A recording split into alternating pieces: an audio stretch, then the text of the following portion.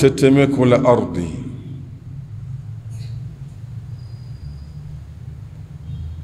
Sisi Waislamu namliku ma la yamliku ghayruna.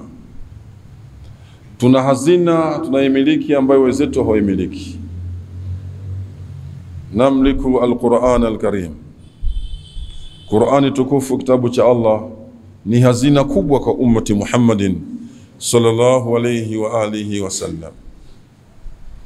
Allah anasema ndani ya Qur'ani katika suratu Zilzala, inaeleza hiyo earthquake, tetemeko. Lakini sura hii inaeleza tetemeko maalum ambalo litakuja kudhihirisha kwamba hichi kiyama kishafika. Tetemeko hilo haitokuwa ni sehemu katika uso ardhi, bali itakuwa dunia zima. Aliposema Allah, idha zulzilatil ardu zilzalaha. Kumbuka ardhi kwa maana ulimwengu mzima utakapotetemeka kwa mtetemo wake huo uliowekewa wa saa ya kiyama. Na Allah tabaraka wa taala akatwambia katika suratul Hajj, aya ya mwanzo kabisa, ya ayuhan nasu, enyi watu, ittaqu rabbakum, muogopeni Mola wenu, inna zalzalata saati shay'un adhim. Hakika tetemeko la ardhi kwa saa ya kiyama ni jambo zito, ni jambo kubwa sana. Yawma tadhhalu kullu murdiyatin amma arda'at wa tad'u kullu dhatin hamlin hamlaha wa tara an-nasa sukara wama hum bisukara walakinna adhab Allahi shadid. Kuonesha uzito na ukubwa wa hiyo saa ya kiyama, Allah tabaraka wa taala ametupa mfano sisi tuelewe. Hadha almithalu takribi, ni mfano wa kusogewe kuelewa hali halisi ilivyo. Tunaelewa kwamba katika ulimwengu tunaoishi hakuna mtu mwenye huruma ya mtoto kuliko mama mzazi. Kwa hivyo namna anavyompenda mwanae, hataki adhurike, basi yuko tayari kumtupa mtoto, kumrembea huko, kwa sababu ya uzito wa tetemeko la siku hiyo, kuashiria kiyama kusimama. Kiasi ambacho Allah anasema hata yule mama mjamzito, mimba yake iwe ni changa iwe ni pevu, itatoka kwa uzito wa saa hiyo ya kiyama. Na utaona watu wameelewa. Sidhanie kwamba hawa watu wameelewa kwamba wamekunywa mvinyo, la. Yale mazingira na adhabu kubwa ya Allah tabaraka wa taala ni kubwa, ni zito sana. Sasa ikiwa tetemeko la ardhi lipo kusimama kiyama, je, haya yanayotokezea katika baadhi ya maeneo katika uso ardhi kuna hekima gani, au kuna vipi, kuna kitu gani? Anasema Mtume wetu Muhammad sallallahu alayhi wasallam, hadithi ilikuwa ndani ya Sahih Bukhari, ana Abi Huraira radhiyallahu ta'ala anhu arda, anasema qala Rasulullah sallallahu alayhi wa alihi wasallam, la taqumu as-sa'a hatta yuqbada al-ilm, kiyama hakisimami mpaka elimu iondoshwe. Qabdul ilm mautul ulama, kufa kwa wanachuoni ndio kuondoshwa kwa taaluma. Watakthura zalazilu, na kukithiri matetemeko ya ardhi katika ulimwengu tuliokuwa nao, ila akhir hadithi ndefu. Mahalu shahid kwamba kumbe kutitokea baadhi ya maeneo katika uso ardhi kutetemeka ni ishara kwamba sasa kiyama hakiko mbali tena, ni dalili ya kwamba kiyama hakiko mbali tena. Kwa hiyo Uturuki, Syria na baadhi ya maeneo na mengine kabla ya wakati huo, tunapewa tu ishara na kukumbushwa kwamba kiyama hakiko mbali tena. Waislamu, sekunde 45 zilitosha kuleta maafa makubwa sana. Sekunde 45, tena nyakati za alfajiri. Haikuchukua nusu saa, la, sekunde 45. Majumba ya maana yaliyojengwa kwa miaka mingi, mji uliokuwa umejengeka, lakini ndani sekunde hizo majengo hayo yameanguka na kupoteza maisha ya watu wengi sana, zaidi ya 20,000. watu wanafukuliwa kwenye vifusi, baada ya kufukiwa wanatolewa na hali ngumu sana, wamekufa majeraha. Waislamu, si kwamba wale hali ile waliitaka au waliomba, la, lakini ni alama ya kiyama ambayo Allah tabaraka wa taala sisi atutaka tuelewe na tujipange na tuwe makini.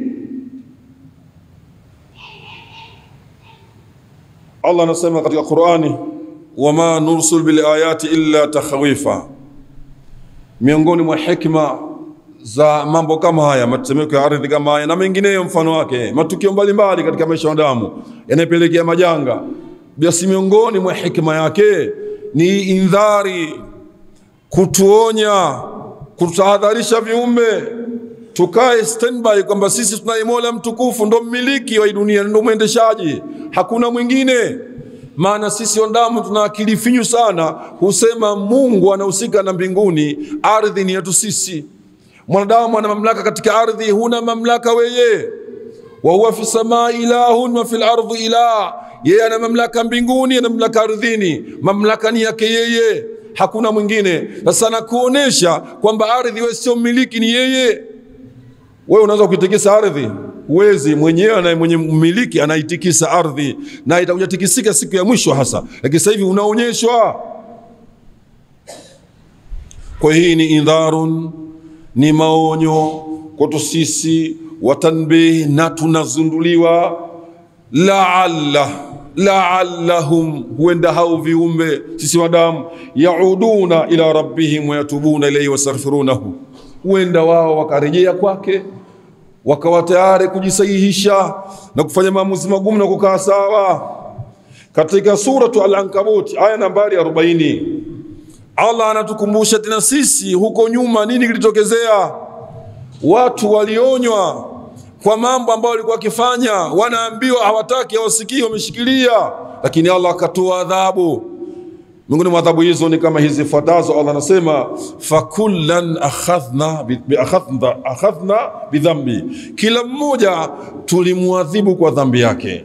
Faminhum man arsalna alaihim hasiba, wako ambao tuliwapelekea kimbunga, upepo ulivuma kwa siku kadhaa, 7 mchana 8, hatimaye majumba wao wenyewe wakafa, wakawa kama vigogo vya mtende vilivyong'olewa na kuachwa. Kina kaumu Thamudi hao, upepo mkali ulivuma dhidi ya wao. Wa minhum man akhadhathu sayha, na wako ambao walichukuliwa na ukelele, sauti moja kali. Fa amma adun fa uhliku bitaghiya, sauti kali ikawafanya wazimike na wafe. Wa minhum man khasafna bihi al-ardha, na wako miongoni mwao tuliwazamisha katika ardhi. Miongoni mwao ni Qarun, alionywa na kuelezwa na watu wake chini ya Nabii Musa alayhi salatu wasalam, lakini yeye fabagha alaihim, kaleta jeuri na dhulma kubwa sana. Anasema mimi nifanye hivyo? Mimi innama ututu wala ilmin indi, hai yote ni ujuzi wangu, nguvu yangu mimi mwenyewe. Mungu katoka wapi? Mungu anakataa jeuri kubwa. Sasa anawafanyia viumbe wa Allah, kamfanyia Mola, na sasa anawatukia viumbe wa Allah katika ardhi. Allah hakumwacha, anasafa khasafna bihi wa bidarihi al-ardha, tukamzamisha yeye na jumba lake katika ardhi. Alijigamba yeye ana watu, ana viumbe, ana askari, ana wasaidizi. Vipi yani atapata matezo vipi? Allah akamzamisha yeye na jumba lake. Tena subhanallah, hakuwasha jumba lake lenye mali ili watu wasiingie na zile kasumba. Musa akafanya marogo uchawi wake, kama ndo Karuna chukue mali, la, kazamisho yeye pamoja na mali yake chini ya ardhi. Fama kana lahu min fi'atin yansurunahu wama kana minal muntasirina, hapakuwa tena na kikundi, jeshi, askari, usalama kumtetea yeye, ambao yeye ndo anawategemea hao.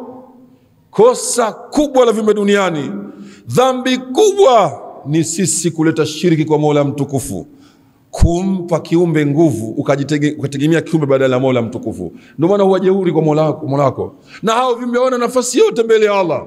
Unapuruliwa tu wewe. Mtegemee, muamini Allah, uko salama.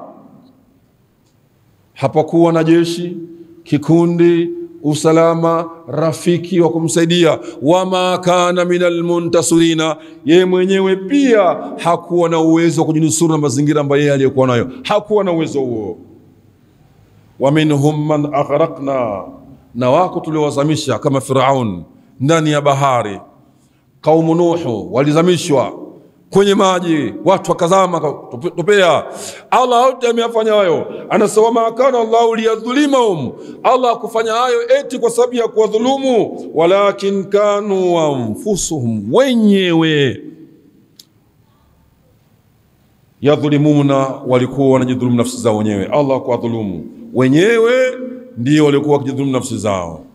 Ndugu zangu watukufu wa Islam, mbali na kwamba ni alama ya saa kiyama, lakini tetemeko katika ardhi, katika uso ardhi, ni moja katika maonyo tunatahadharisha sio Islamu. Kwa hivyo wewe, mfano hawa ambao wametokezea huko na wamekufa watu kiasi hicho, kama wamekufa hawana shirki, walikuwa watumishi wazuri wa Mola mtukufu, wamekufa alikuwa ni mashahidi. La kinyume chake, hasara kubwa na ni adhabu. Lakini adhabu ya akhira ni kubwa zaidi kuliko hiyo. Hii ni sehemu tu, lakini wala adhabu al-akhiratu akbar law kanu ya'lamun. Adhabu ya akhira ni kubwa zaidi lau wangelikuwa wanajua. Hadithi anazungumzia Ummu Salama radhiyallahu ta'ala anha warda ndani ya Musnad Ahmad. Anasema sami'tu Rasulullah sallallahu alayhi wasallama yaqulu, nilimsikia mjumbe wa Allah akisema, idha dhaharat al-ma'asi fi ummati ammahumullahu bi'adhabin min indihi, pakikithiri maasi katika umati wangu, basi Allah tabaraka wa taala atawapelekea watu adhabu wote. Yani hadha al-adhabu ya'ummuhum, haitoadhibu wale tu waliofanya maasi, watu wote walikuwa eneo hilo, katika maeneo hayo adhabu itawakumba. Faqultu, Ummu Salama anasema nikasema, ya Rasulullah, ama fihim yawma idhin unasun salihuna, ya Rasulullah, ina maana patakuwa hakuna katika wao watu walikuwa wema mpaka wote wapate adhabu hiyo? Qala bala, akasema ndio watakuwepo. Qalat qultu, ansa nikasema Musalama, kaifa yasnau bi ulaika, hawa wema Mungu atafanya vipi hawa? Hawa wema je? Anasema Mtume, qala yusibuhum ma asaba an-nasu, watapatwa na aliyowakuta watu, thumma yasiruna ila maghfirati min Allahi wa ridwan, kisha wao itakuwa hayo sasa ni sehemu ya msamaha na kupata radhi za Allah tabaraka wa taala. Wattaqu fitnatan la tusibanna alladhina dhalamu minkum khassa, yogopeni adhabu ambayo ikiletwa haiwasibu wenye kudhulumu mtu, nyinyi nyote itakweneni. Kuntum khayra umma ukhrijat linnas ta'muruna bil ma'ruf wa tanhauna 'anil munkar wa tu'minuna billah. Hii ndio sifa ummati Muhammad salama. Kazi yetu si mimi tu kubakia kama wewe ulivyo basi, la, risala kwa nafsi yako, risala kwa wengine, kuanzia wanaokuhusu katika nyumba yako na wote kwa ujumla. Muislamu usiache kufanya kazi ya dawa, kumuona mwenzio anaharibikiwa, wewe ukasema mimi hainihusu. Kosa hilo, ni lazima wewe ufanye kazi hiyo, kwa sababu hii ndio fikra na ndio mwenendo alikuwa nao mtume wetu Muhammadin sallallahu alayhi wa alihi wasallama. Ikhwan, fayambaghi ala almuslim an yabtaida anil maasi. Kwa hali hii sasa Muislamu mfanya maamuzi magumu, jingoe, kaa mbali na maasi, kwani hujui muda gani na saa ipi adhabu ya Allah itakuja kwa wewe. Jiondoshe kwenye maasi na mambo yote mabaya, wayusari'u ila tauba an-nasuh, na kukimbilia haraka kuleta toba ya kweli kwa Allah tabaraka wa taala, kwani wewe hujui saa ngapi, sekunde ipi wewe utakuwa ni mwenye kuondoka duniani kwa namna ambayo Allah anaitaka mwenyewe, ima kwa maradhi, kwa ajali au vyovyote takavyokuwa, hujui. Kwa hivyo fursa na wakati ndio huu, kila panapotokezea majanga ujue Mungu anakupenda sana wewe, unawaidhiwa wewe, kaa sawa, rudi kwa Mola. Wa idha qara'ta al-Qur'an fasta'idh billahi minash shaitani rajim. A'udhu billahi minash shaitani rajim. Innal ladhina qalu rabbuna Allah thumma istaqamu fala khawfun alayhim wala hum yahzanun. Barakallahu li wa lakum bil Qur'anil azim wa nafa'ana bil ayati wa dhikril hakim. أقول قولي هذا فاستغفروه يغفر لكم ودعوه يستجب لكم ودعوا الله وأنتم موقنون بالإجابة. الحمد لله سبحان من بعث محمدا بكتاب كالشمس في ضحاها وبالسنة كالقمر إذا تلاها ومن تبعهما صار في ضوء النهار إذا جلاها ومن أعرض عنهما عاش في ظلمة الليل إذا يغشاها. أشهد أن لا إله إلا الله وحده لا شريك له وأشهد أن محمدا عبده ورسوله صلى الله عليه وآله وسلم. وبعد. عن أنس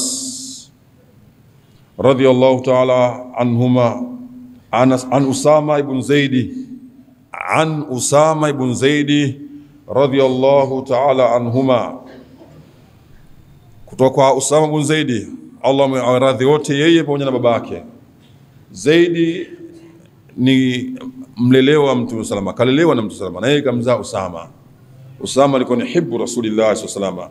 Anasema Usama, qala qultu, mimi nilisema, ya Rasulullah, ewe mjumbe wa Allah, lam araka tasumu shahran min ash-shuhuri ma tasumu min Sha'ban. Mjumbe wa Allah, sija kuona mimi ukifunga sana katika miezi miongoni mwa miezi yote 12 tukiacha mwezi wa Ramadhani, ila nakuona unafunga sana mwezi wa Sha'ban. Yani nakuona sana ukikithiri kufunga mwezi wa Sha'ban. Riwaya bi Aisha anafunga, mtu anasema Aisha na ripoti, anafunga tunasema afungue, akifungua hafungi. Yani mara nyingi anafunga zaidi katika mwezi wa Shabani, takriban nisfu Shaban, nusu ya Shaban anafunga.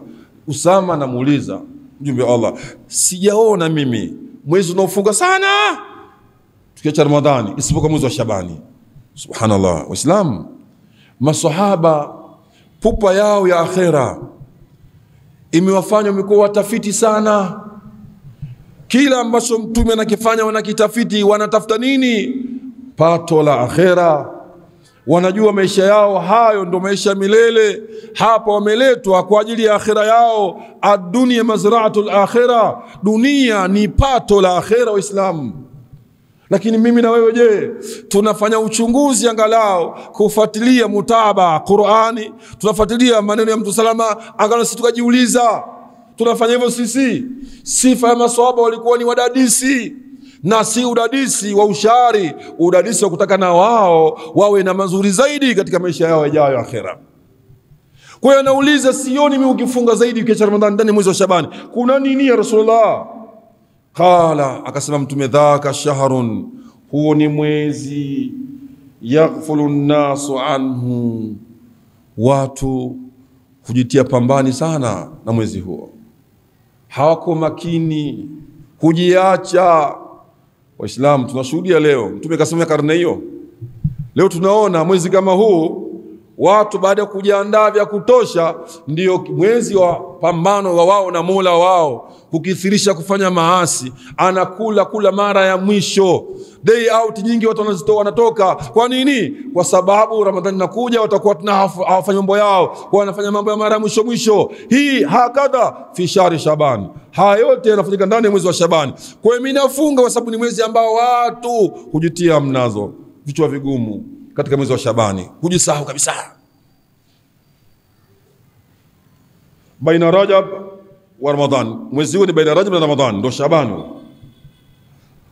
Wa huwa shahrun turfau fihi al-a'mal ila rabbil alamin, lakini pia ni mwezi ambao matendo ya viumbe yanapelekwa kwa Allah tabaraka wa taala. Fa uhibbu an yurfa amali wa ana saimu, kwa hivyo mimi napenda matendo yangu yainuliwe hali ya kuwa nimefunga. Jamani, upelekaji wa matendo uko wa siku, uko wa wiki na uko wa mwaka. Ndani ya siku, kila siku malaika wanakuja na peshana, wanakuja wanapeleka taarifa.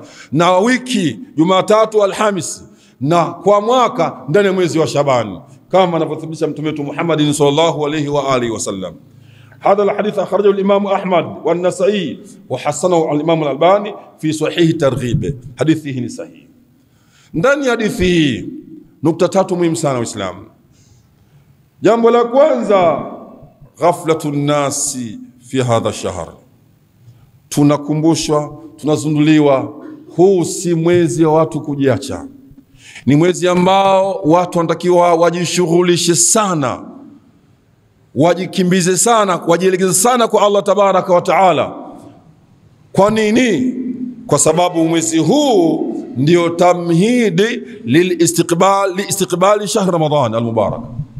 Ndio pahala ambapo wewe unatayarisha mazingira kwa ajili ya kukabili mwezi mtukufu wa Ramadhan. Rejea kitabu la Taiful Maarif